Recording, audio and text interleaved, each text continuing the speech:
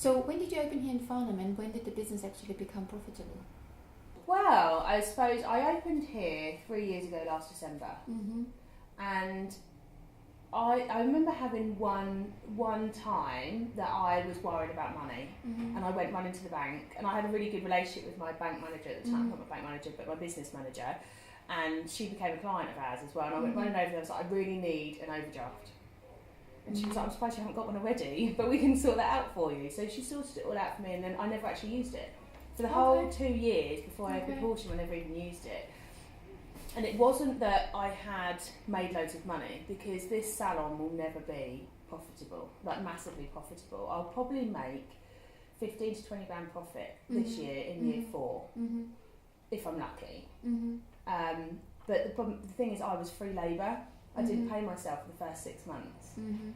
And I think a lot of people go into business thinking they're going to earn a load of money really quickly, and in this industry it's not possible, because it's an industry led by staff.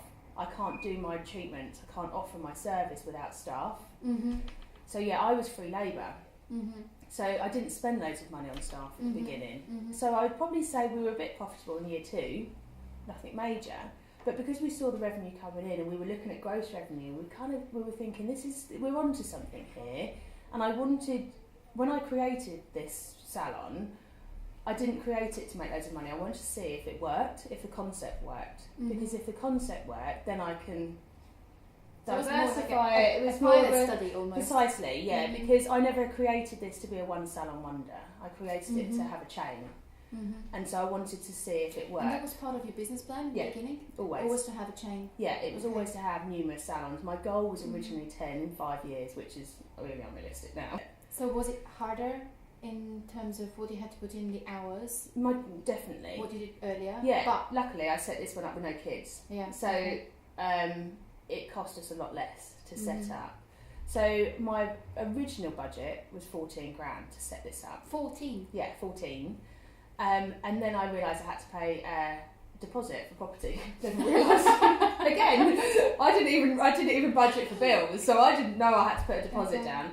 And my landlord wanted 9 grand, so he wanted a 6 months deposit. Yeah, that's 2/3 of what you had. Yeah. So then the next stage was, how do we get the funding? So when I went with my original business plan, it was okay. So we need 7 grand each. Wow, this is brilliant. We can set up a business for 14 grand because everything's second hand and it's cheaper, and I literally sourced everything on eBay other than my products. So we put in 7 grand in each, but obviously we set up as a limited company immediately, which meant we can go to the bank, and as long as we had what we were asking for, the bank will lend you the rest of the money. So that was kind of the rule. So we said, okay, well, we're going to need 28. There's no way we're going to get away with 14. And we set it up for 28 grand. I think I came in about £500 under budget. But then we done all the work for free. So we turned this around in 10 days, decorated, put the room in the back, kitted it all out. And then realistically, to set up the next salon, I had to get an ideal amount cost, I suppose, and the more realistic cost was 35, because then I had a baby, so I had to pay for childcare, because I'd still done all the wallpaper and still done everything myself, but it's a bigger salon, had to take a longer time to do it and pay for more trades. Yeah. So that was more like 35, came in at about 37.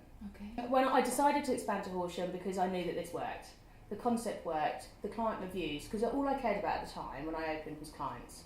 How did the clients respond? Did the clients like it? What was my feedback like? All of that. I literally lived by what my clients were telling me, and I was really open for feedback. I was really open to be the best I could be, but have my clients, allow my clients to tell me how to improve. And they all knew, because it was me doing their treatments, they all knew that what I was doing was to expand. So I needed to be the best, I needed to offer the best service, and I needed to know that this concept would work elsewhere, not just in Farnham with the mums or the ladies that work in London and want something like trendy like they'd get in London, but when they come here in the evenings. Having this mindset of, or knowing from the very beginning how you want to grow, do you think that's crucial? Definitely. Because I had a vision, and it was a vision of, I love this salon, this will always be my baby, And I never want a salon that's double. I've got one that's nearly double the size, but I never want one that's a massive spa. I never want that sort of operation again. Yeah.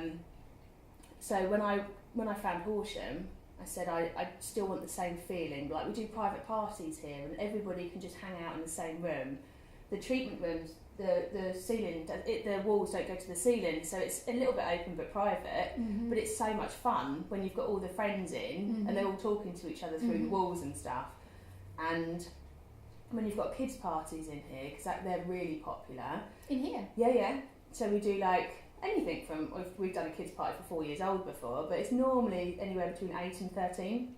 Oh, Willow's very popular in school, probably. Yeah, exactly. But they're really popular because it's not expensive. We don't charge venue fees. We provide cupcakes and fizz and things like that. So we've kind of designed it to what a 7, 8-year-old, 9, 10, 13-year-old want. I've also entered a different target market in the end of the day, actually. Yeah. The parties was just an add-on as we've grown as a company. And was that from feedback?